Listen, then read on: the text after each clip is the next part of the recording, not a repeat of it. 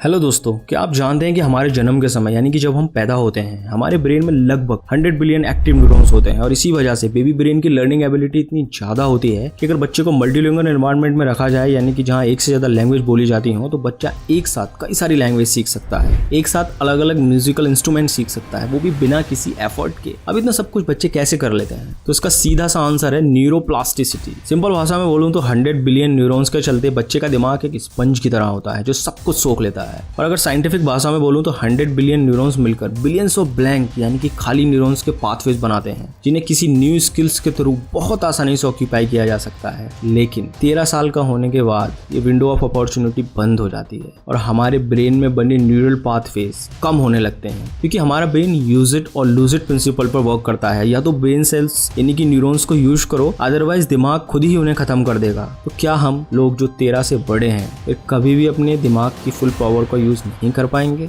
क्या हम फिर कभी भी न्यू स्किल्स को उतनी आसानी और एफिशिएंसी के साथ नहीं सीख पाएंगे? तो ऐसा कुछ नहीं है। आज की साइंस बहुत ज्यादा एडवांस हो चुकी है और न्यूरोजेनेसिस के थ्रू हम अपने दिमाग की न्यूरोप्लास्टिसिटी यानी कि दिमाग में न्यूरॉन्स के सर्किट्स या पाथवेज को इंक्रीज कर सकते हैं। अब आप सोच रहे होंगे कि यार ये न्यूरोजेनेसिस क्या भला है? तो सुनो, 1980 में जो neuroscientist Fernando Nottebohm songbirds के ब्रेन पर रिसर्च कर रहे थे तो उन्होंने पाया कि जब बर्ड्स न्यू सॉन्ग सीख रहे थे तो उनके ब्रेन में कुछ डिफरेंट एक्टिविटीज हो रही थी। और फर्दर रिसर्च करने पर यह पता चला कि असल में गाना सीखते समय बर्ड्स के ब्रेन न्यू सेल्स प्रोड्यूस कर रहे थे। और जब ऐसी ही काफी सारी रिसर्च इंसानी दिमाग पर की गई तो पता चला कि हमारे दिमाग के कुछ हिस्सों में जैसे कि हिप्पोकैम्पस और सब वेंट्रिकुलर जोन में न्यू ब्रेन सेल्स यानी कि न्यूरॉन्स बनते हैं। और ज्यादा स्टडी करने पर यह पता चला कि हमारा ब्रेन डेली लगभग 700 to 800 न्यूरॉन्स प्रोड्यूस करता है। न्यूरॉन्स की ये संख्या इतनी कम होती है कि इनसे हमारे ब्रेन की एबिलिटी पर कोई असर नहीं पड़ता। But according to doctor Brant Cortright के अनुसार ब्रेन में न्यूरोजेनेसिस के प्रोसेस को 5 गुना या उससे ज्यादा तक इंक्रीज किया जा सकता है, जिसके बारे में उन्होंने अपनी book the neurogenesis diet and lifestyle में बताया है। सो चलिए जानते हैं how to increase neurons in the brain. First है न्यूरोजेनेसिस एक्सरसाइजेस। एक्सरसाइज के लाइफ चेंजिंग बेनिफिट्स के बारे में तो हम सब जानते हैं, लेकिन क्या आप ये जानते हैं कि अलग अलग एक्सरसाइजेस का हमारे माइंड और बॉडी पर अलग अलग असर होता है? फॉर एग्जाम्पल, जब न्यूरो साइंटिस्ट ये रिसर्च कर रहे थे कि किस एक्सरसाइज को करने से हमारा ब्रेन सबसे ज्यादा न्यूरॉन्स प्रोड्यूस करता है तो चौंका देने वाली फैक्ट सामने आए। स्ट्रेंथ एक्सरसाइज जैसे कि जिम में वेट उठाना या स्ट्रेचिंग एक्सरसाइज से हमारा ब्रेन ना के बराबर न्यूरॉन्स प्रोड्यूस करता है। और वहीं एरोबिक एक्सरसाइज जैसे कि वॉकिंग के ब्रेन में सबसे ज्यादा न्यूरॉन्स प्रोड्यूस होते हैं। ये इंटरेस्टिंग फैक्ट मुझे इस टॉपिक की और गहराई में लेके गया तो कुछ चौंका देने वाली इन्फॉर्मेशन मेरे सामने आई। जैसे कि दुनिया में जितने भी ग्रेट माइंड हुए हैं जैसे कि Leonardo da Vinci, Nikola Tesla, Swami Vivekananda,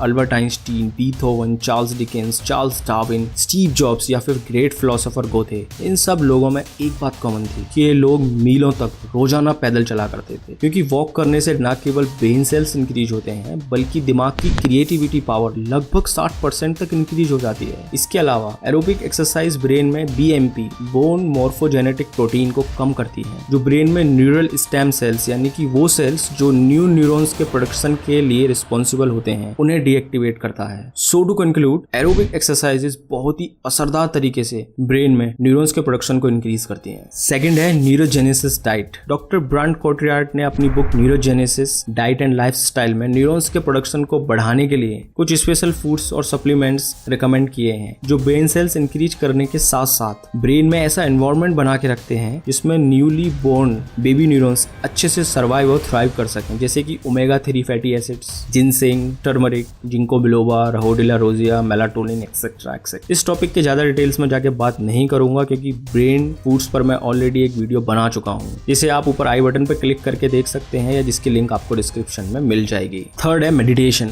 meditation के बेनिफिट्स के बारे में ऐसा कहा जाता है कि वो एंडलेस हैं और जब बात दिमाग के वेल बीइंग की आए तो आप मेडिटेशन को नेग्लेक्ट कर ही नहीं सकते। मेडिटेशन ही केवल ऐसा तरीका है जिसको करने से ब्रेन में न्यूरोजेनेसिस और न्यूरोप्लास्टिसिटी दोनों इंक्रीज होते हैं क्योंकि मेडिटेशन के दौरान हमारे ब्रेन में कुछ इंपॉर्टेंट केमिकल्स रिलीज होते हैं जैसे कि सेरोटोनिन, मेलाटोनिन, गाबा, एंडोर्फिन एक्सेट्रा एक्सेट्रा। ब्रेन में इन केमिकल्स का काम अलग अलग है, लेकिन अगर एक लाइन में बोलूं तो इन्हीं केमिकल्स के चलते ब्रेन नेगेटिव पैटर्न्स को रिमूव कर न्यू पॉजिटिव कनेक्शन फॉर्म करता है जिसका डायरेक्ट असर हमारे फोकस, कंसंट्रेशन और इंटेलिजेंस पर पड़ता है। इसके अलावा जब हम रोजाना मेडिटेशन करते हैं तब ब्रेन का हिप्पोकैम्पस वाला हिस्सा बढ़ने लगता है और ब्रेन के इसी हिस्से में न्यूरोजेनेसिस यानी कि न्यू न्यूरॉन्स बनते हैं। मतलब कि जितना बड़ा हिप्पोकैम्पस उतने ज्यादा न्यूरॉन्स ब्रेन में प्रोड्यूस होंगे और जितने ज्यादा न्यूरॉन्स ब्रेन में होंगे उतने ज़्यादा आप इंटेलिजेंट होंगे। और अब ऐसा बिल्कुल नहीं है कि इन बेनिफिट्स के लिए आपको घंटों मेडिटेशन करना है। अकॉर्डिंग टू साइंटिफिक स्टडी रोजाना 30 to 40 मिनट्स मेडिटेशन करने से हिप्पोकैम्पस का साइज इंक्रीज होने लगता है। लास्ट है लर्निंग। दुनिया में ज्यादातर लोग अपने दिमाग को डेली बेसिस पर चैलेंज नहीं करते हैं, जिसके चलते उनके दिमाग में न्यू न्यूरॉन्स के सर्किट्स नहीं बन पाते। और जैसा कि हम सब जानते हैं कि हमारा ब्रेन यूज इट और लूज इट प्रिंसिपल पर वर्क करता है, तो इसी कारण से उन लोगों की इंटेलिजेंस भी सीमित रह जाती है। ये ठीक उसी तरह वर्क करता है जैसे कि एक्सरसाइज के दौरान हमारी बॉडी, जब हम एक्सरसाइज करते हैं तब बॉडी के टिश्यूज फटने लगते हैं और उन फटे हुए टिश्यूज को रिपेयर करने के लिए बॉडी नए टिश्यूज को प्रोड्यूस करती है, जिससे बॉडी धीरे धीरे स्ट्रांग होने लगती है। इसी तरह जब ब्रेन को डेली बेसिस पर उसकी मैक्सिमम कैपेसिटी तक यूज किया जाए तो ब्रेन भी न्यू ब्रेन सेल प्रोड्यूस कर अपनी कैपेसिटी को इंक्रीज करने लगता है। The more you will learn the more you will be adding neurons. इसीलिए जितने भी सक्सेसफुल लोग हैं उनका सीखना कभी खत्म नहीं होता और इसी के चलते वो इतने इंटेलिजेंट भी होते हैं। सो अगर आप भी ये चाहते हैं कि आपका ब्रेन भी खूब सारे न्यू ब्रेन सेल प्रोड्यूस करे और आप भी एक इंटेलिजेंट इंसान बन जाएं, तो exercise your brain by reading, writing and visualising. क्योंकि सिक्स पैक्स ऐप भी अच्छे सप्लीमेंट खाने से नहीं बल्कि मेहनत करने से बनते हैं। सो दैट्स इट दोस्तों, मैंने अपना काम कर दिया, अब आपकी बारी। अगर इन्फॉर्मेशन अच्छी लगी हो तो लाइक करें, सब्सक्राइब करें, घंटे का पूरा इस्तेमाल करने के लिए उस पर क्लिक कर दें और अगर ये सब कर दिया है तो थैंक यू सो मच।